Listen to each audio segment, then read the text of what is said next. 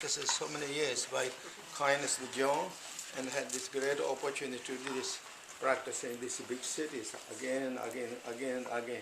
It's the same practice, the same meditation, but it's again to remind of this practice. This is one of the very important and special practices that Vajrayana teaching offers.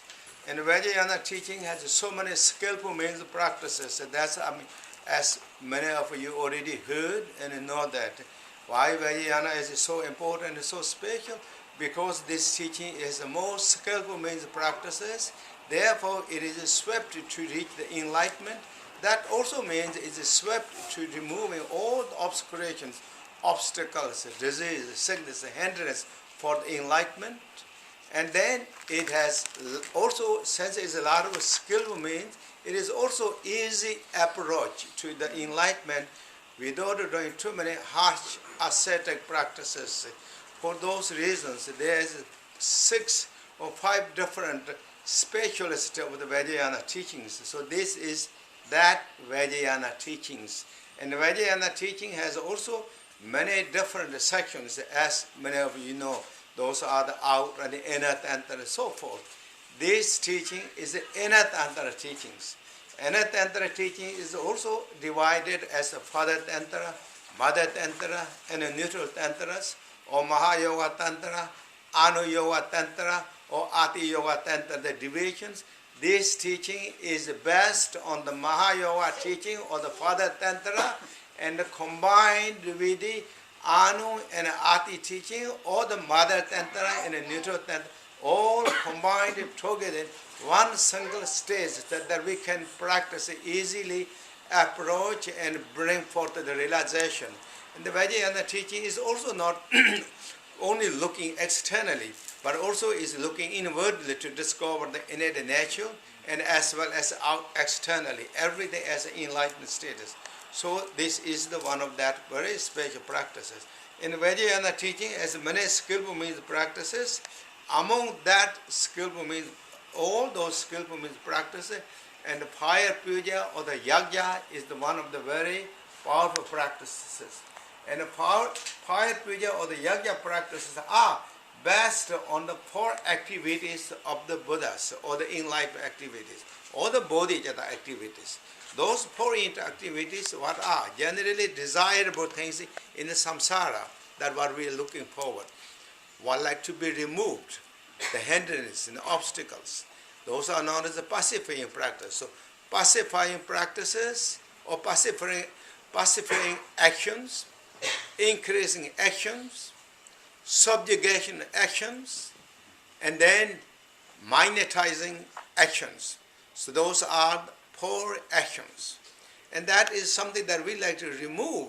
This is called pacifying. We like to remove and released. And something that we desire to increase, and that's the king increase actions. Something that we like to have with us, not go away, that is the magnetizing. Something that we like to be overpowered or completely subdued, that is called subjugation practice. So what is this time? And as we chant these prayers, is translated in English, we're chanting every time. It is mentioned clearly, and we like to pacify first. What we like to pacify? First is all the obscurations, obstacles. And obstacles are coming because obscurations. Obscurations are not coming without any, what's called, cause and conditions. Everything has a cause and everything has a conditions. There's nothing is happening without cause and condition by itself. The obscurations are hindrances, obscurations. That's what the Buddha said, cause of sufferings. The cause of suffering, that we like to be removed, together with the suffering itself. That we like to be removed. So, cause of suffering, the obscuration, that is the Vajrayana teaching, generally in the Buddha's teaching, terminology used as obscurations, that we like to remove. And what are the obscurations? Obscurations, is to simply explain, is the ignorance, the dullness mind, ignorance. blockage, unknowing, unseeing, can't figure out exactly dilemmas. We can't see any further than right in front of us, realistically talking.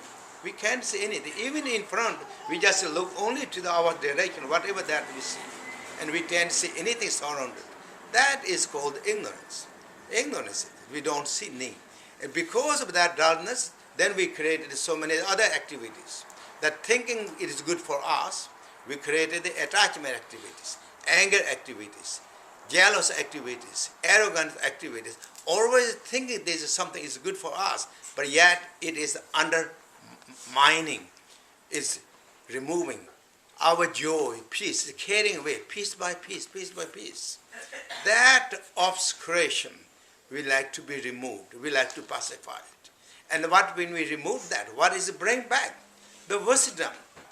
Opposite of the ignorance is wisdom, awareness, understanding. Let's shine the wisdom through us so that we can see clearly our directions. Even if we don't see everywhere, but at least our destination, our direction, our purpose, our journey. Seeing that, bring up that realization is called wisdom understanding. Bring wisdoms. When we have the wisdom activities, then naturally all those like activities of the anger, activities of the attachment, activities of the jealous and hatred and arrogance goes away. Because we want to do something that unhealthy things when we know clearly it is. And our understanding. So therefore, what we pacify all those obscurations. In the Buddha's general terminology as used, the cause of suffering, that is what we purify. That was we remove. And then, together with it, suffering itself. Suffering, sadness, difficulties, obstacles, hindrance, unwilling kind of wish for things, whatever we have, those we are removing, whatever that. So that is pacifying. And then increasing. What we are increasing? Increasing of the joy, peace, happiness. And then realizations, understandings. And this is again also not just a focus on ourselves, since we are Vajrayana practitioners. That means we are the like super duper Mahayana practitioners. That's truly bigger.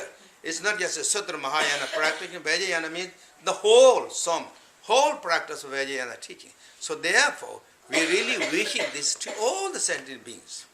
Sincerely from our bottom of heart, wish joy, peace, happiness. Not just a surviving joy, peace, happiness, but we intensified, increase the joy and peace. That's called increasing prosperity, joy, peace, happiness, realizations, understandings, respect and appreciations. Wisdom shine through their mind and not block at that. Buddha nature is everyone has in Buddha's teaching.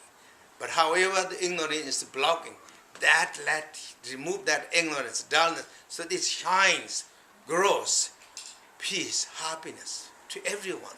Not just only now, but forever, really wishing sincerely from our heart. This is very powerful practice of the Vajrasattva. So the Bodhisattva practice, thinking of all the beings. When we practice this, truly we are making the very difference right in our heart. That will reflect to our family, friend, and neighbors and countries, and then goes on and on as ripple effect, unending, shines that power goes to everywhere. This is so special practice, so increasing activity. That is what this mainly practice is. Pacifying, increasing is again so special, so significant to do this practice at the beginning of the New Year's. Begin the New Year with these practices. And of course, every country has a different New Year. Almost every country has a different New Year's, this and that, New Year's, that. But this New Year is one of the biggest New Years in the world. Everywhere this is. And this is, again, therefore, whatever the conception make that, this is true. It happened on an illogical level. So this is the biggest New Year's. And this biggest New Year's, we're making something big practices. Very beautiful practice for ourselves, for all the beings. So therefore, again, bring joy and appreciations. This is one of the beautiful moments, beautiful time beautiful things to do, and how lucky, how beautiful that I had opportunity to this practice together with Sangha member, get together, one intention, one thought, one goal, one mandala, and within that frame, we are intensifying our inner bodhicitta, the bodhicitta, love and kindness as fire comes. So that is like really about this practice of the Vajrasattvas. And then, of course, when we practice the Vajrasattva, as we read this already, we practice this in English, we visualize ourselves as Vajrasattva, man and female. That means not just only kind of small location Vajrasattva that we practice. Entirely universal, whole phenomenal system is transformed, or it is already in that state, not transformed. It's just that we bring up that nature without blocked by the dualities. That's what in the beginning time we chant this prayer in here, Sanskrit, what it says. Om Maha Chuneta Janam Bendra Sobama Etmaku Hang. That is what the practice is beyond the duality, beyond the ego tracks. Is the natural state of the self-born awareness wisdom status. That is what it is nature. Bring up, so go back to that our original natural status. From there, then here in the teaching say, this is the one of the great teachings of the Vajrayanas, by Guru Prema Sambhava and revealed by famous Tetum Rinzin Jurmi Dorje or the Terdag Lingpa. Is teaching, or the words of Guru Prema Sambhava is all phenomena of samsara, nirvana, originally unbound emptiness from which. That means everything is beyond the duality, no grasping, clinging. From that, everything appeared beautifully, and then we begin ourselves as Vajrasattva. We see Vajrasattva is a transcendental Western realm body. That is what we visualize. So all phenomena is within that mandala status. We chant it. So that means our body or every forms are the Vajrasattva. Every sound systems are the Vajrasattva sound, or the sound of the wisdom of the blissfulness. Every thought or the emptiness is the wisdom mind of the Vajrasattvas, and male and female completely united status. With that visualization, now we're going to visualize right in front of in the fire. We visualize that same mandala, same thing, like as a self-reflected image of the Vajrasattva in the fire. That is what we're going to visualize. So now to do that, again there's some more prayer ceremonies that I have to do, and I will do. But then we all, when I begin to discharge these prayers, that moment of when the fire is begin to light, that moment, this fire is becoming the mandala of the Vajrasattvas. First is also there is two stages, and first is the fire is just a regular fire in a way, regular fire worldly, and that and then instant that fire transformed to the Western fire, and within that Vajrasattva male and female, and again just exactly the same image, self-reflected image, that as what we visualize as a rainbow body, and then we visualize and make all these offerings and wishing everything forward as we go these prayers.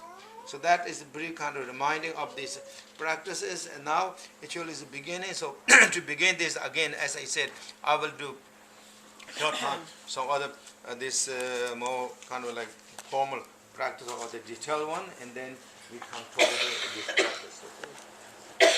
Om Vajrasattva, Om Vajrasattva, Om Vajrasattva, Om Vajrasattva, Om Vajrasattva, Om Vajrasattva, Om Vajrasattva, Om Vajrasattva, Om Vajrasattva, Om Vajrasattva, Om Vajrasattva, Om Vajrasattva, Om Vajrasattva,